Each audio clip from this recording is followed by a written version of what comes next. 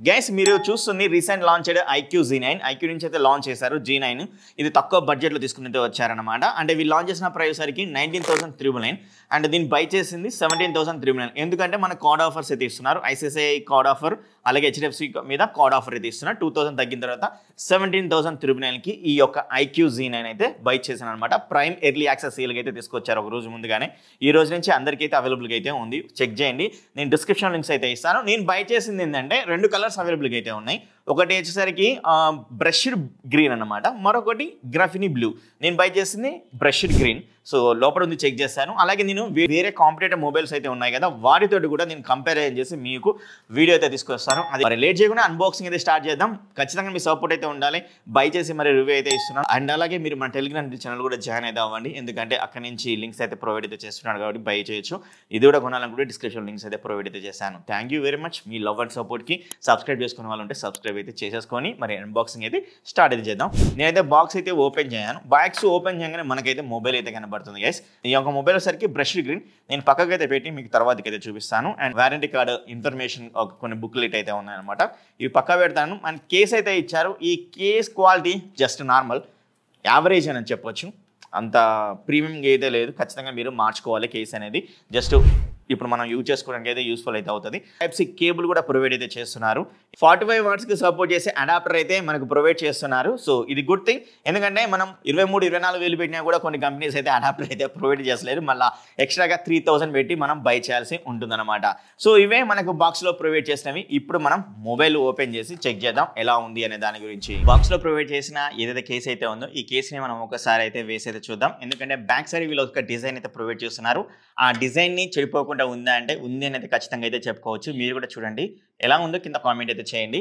So నాకైతే design అయితే ఎలాంటి ఎట్టి పరిస్థితుల్లో ఇదైతే ట్రాన్స్పరెన్స్ కేస్ అనేది డిస్టర్బెన్స్ అయితే చేయట్లేదు బాగానే అయితే ఉంది కానీ ఈ కేస్ క్వాలిటీ అనేది ఎట్లా ఉందంటే కొంచెం లో క్వాలిటీ అయితే ఉంది యావరేజ్ క్వాలిటీ అయితే ఉందన్నమాట సో ఇప్పుడు మనం ఈ మొబైల్ ఓవరీ గురించి మాట్లాడుకుందాం బాటమ్ పొజిషన్లో ఒక స్పీకర్ అయితే ఇచ్చారు యాక్చువల్గా ఇది డ్యూయల్ స్పీకర్ సపోర్ట్ అయితే ఇచ్చారనమాట అండ్ ఇంకో స్పీకర్ ఇక్కడ మీకు సైడ్కి కానీ టాప్ పొజిషన్ కానీ కనపడదు కానీ ఈ స్పీకర్ అంటే మీకు ఇక్కడ టాప్ పొజిషన్లో కెమెరా అయితే ఉంది కదా ఆ కెమెరా దగ్గరనే మనకు ఒక స్పీకర్ అయితే ఇవ్వడం అయితే జరిగింది ఎందుకంటే స్క్రీన్ నుంచి వచ్చే విధంగా అయితే వస్తుందన్నమాట మీరు వాల్యూమ్ ఒకసారి ఈ మొబైల్ కొంటే పెట్టుకొని అయితే చూడండి మీకు ఇక్కడ నుంచి వస్తున్నట్టు వస్తుంటుంది సౌండ్ అనేది అందుకే ఇక్కడ స్పీకర్ అయితే సెటప్ చేశారు అయితే అనుకుంటా అండ్ ఇంకొకటి మనకు టైప్ సి పోర్ట్ అయితే ఇస్తున్నారనమాట ప్రైమరీ మైక్రోఫోన్ అయితే ఉంది ఇంకోటి సిమ్ ట్రే అయితే ఉంది సిమ్ ట్రేని ఓపెన్ చేసి చూశాను మనకు 2 నానో సిమ్స్ అయితే వేసుకోవచ్చు లేదా మీరు ఒకటి నానో సిమ్ వేసుకొని ఇంకోటి SD కార్డు కూడా వేసుకోవచ్చు అనమాట అండ్ SD కార్డు వేసుకుంటే 1 TB వరకు మనకు సపోర్ట్ అయితే చేస్తుంది టాప్ పొజిషన్లో చెక్ చేస్తే సెకండరీ నాయిస్ క్యాన్సిలేషన్ మైక్ అయితే ఇవ్వడం అయితే జరిగింది సైడ్కి చెక్ చేస్తే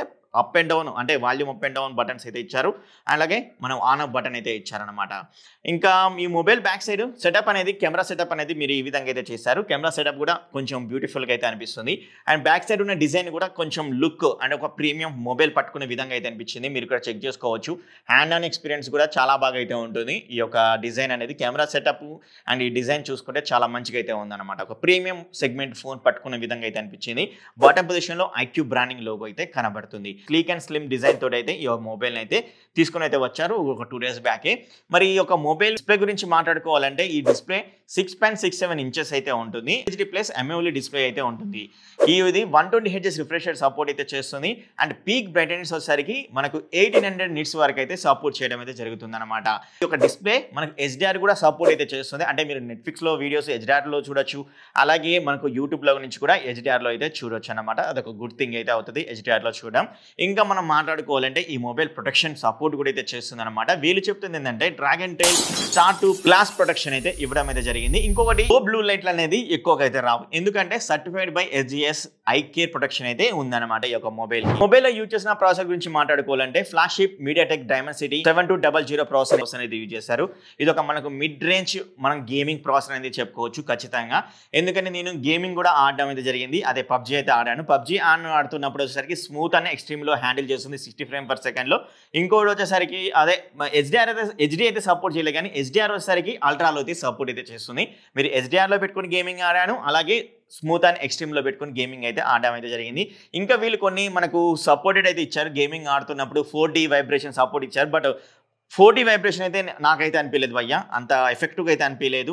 అండ్ ఇంకొకటి వచ్చేసరికి మనం వాయిస్ కూడా చేంజ్ అయితే చేసుకోవచ్చు. సేమ్ ఐక్యూలో మీకు తెలిసిందే వాళ్ళు కొన్ని ఫ్యూచర్స్ అయితే ఇస్తారు కదా, అది ఫ్యూచర్స్ అయితే ఇవ్వడం అయితే జరిగింది.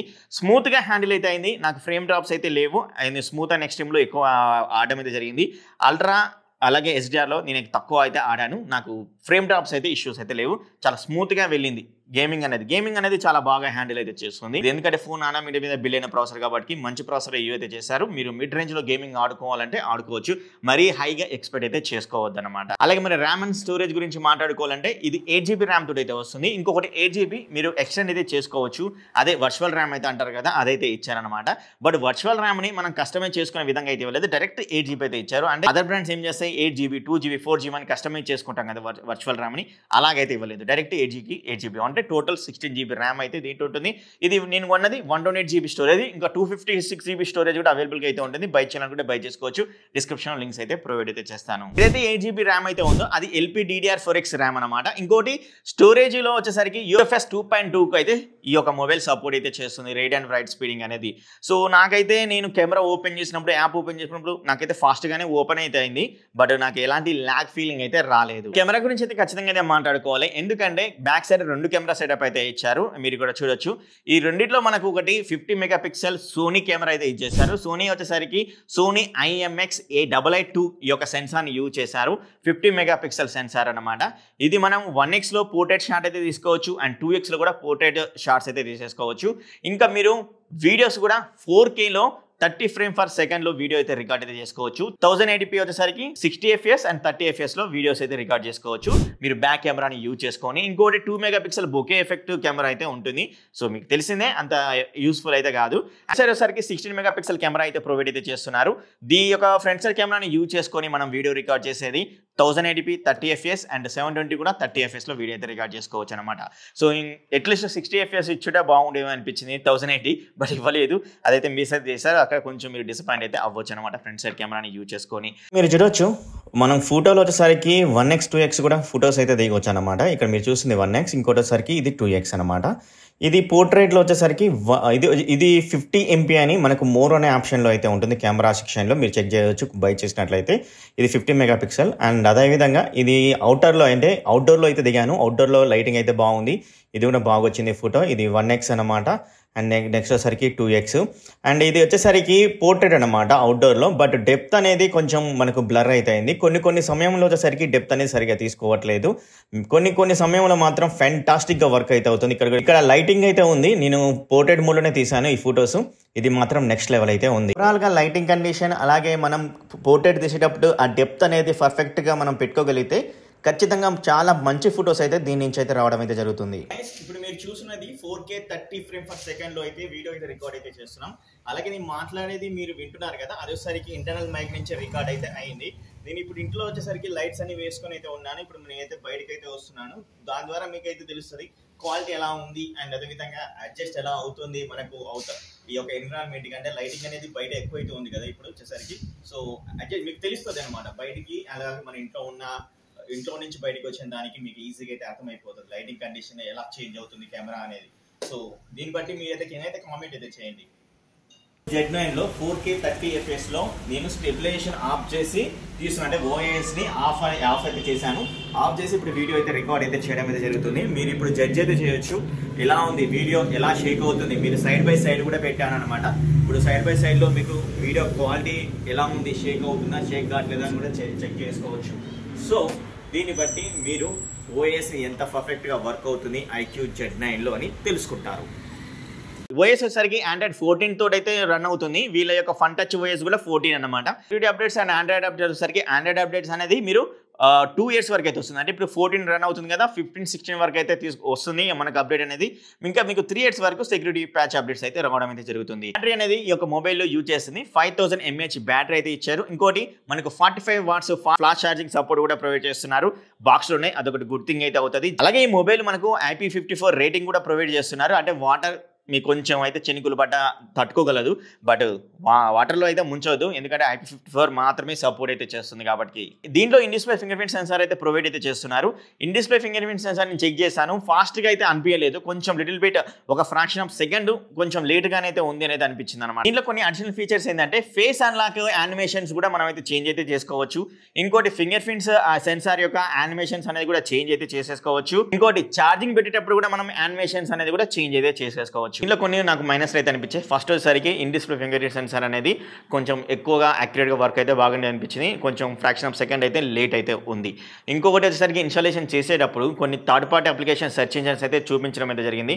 సో అవి ఇవ్వకుండా ఉంటే బాగుంటుంది, ఎందుకంటే మనం ఎక్కువగా మన ఇండియాలో యూజ్ చేసేది ఏంటి, ఐక్యూకి తెలియదా, ఎక్కువగా యూజ్ చేసేది గూగులే కాబట్టి గూగుల్ అసలు గూగుల్ అని కాకుండా ఇవ్వకుండా ఉంటే బాగుండి అనిపించేది. నాకైతే అనిపించింది చైనాది కాబట్టి చైనా వాళ్ళది యాప్స్ మనకు ఇంట్రడ్యూస్ చేస్తుందేమో అయితే అనిపించింది. ఇంకోటి ఇన్స్టాలేషన్ చేసిన తర్వాత మనకు అన్వాంటెడ్ నోటిఫికేషన్స్ ఎక్కువగా అయితే వస్తుంటాయి. అవి రావద్దు భయ్యా. ఒక యూజర్కి కావాల్సింది ఏంటి, ఎక్కువగా ఎలాంటి పిచ్చి పిచ్చి యాప్స్ లేకుండా, నోటిఫికేషన్ ఎక్కువగా రికమెండేషన్ చేయకుండా మనం యూజ్ చేస్తేనే ఆ రికమెండేషన్స్ వచ్చే విధంగా ఉండాలి కదా. బట్ దీంట్లో మనం అన్వాంటెడ్గా నోటిఫికేషన్స్ అయితే వస్తుంటాయి, పనికి మాలిన అన్వాంటెడ్ నోటిఫికేషన్స్ అయితే వస్తుంటాయి. అది మాత్రం నాకు ఫీలింగ్ చాలా బ్యాడ్గా అయితే అనిపించింది ఈ యొక్క మొబైల్ యూజ్ చేసినప్పుడు. ఎనీవే మనం డిజేబుల్ చేసుకోవచ్చు, ఎందుకు ఇంకొక పని అని నా యొక్క అభిప్రాయం. మొత్తానికి మొబైల్ని తీసుకోవచ్చా అంటే ఎగ్జాక్ట్గా తీసుకోవచ్చు అని చెప్తాను. ఫస్ట్ ఇంప్రెషన్ చాలా బాగా అయితే అనిపించింది. మొబైల్ డిజైన్ బాగుంది, అలాగే మనకు 2 కలర్స్లో అయితే వస్తున్నాయి. మీరు ఏ కలర్ చూస్ చేసుకున్నా మంచిగానే అయితే ఉంటుంది. బిల్డ్ క్వాలిటీ కూడా చాలా బాగా అయితే ఉంది. అండ్ అలాగే మనకు డిస్ప్లే యొక్క క్వాలిటీ కూడా బాగుంది. డిస్ప్లే కలర్స్ చాలా బాగా పాపప్ అయితే అవుతున్నాయి. అండ్ సౌండ్ క్వాలిటీ కూడా చాలా మంచిగానే అయితే వస్తుంది.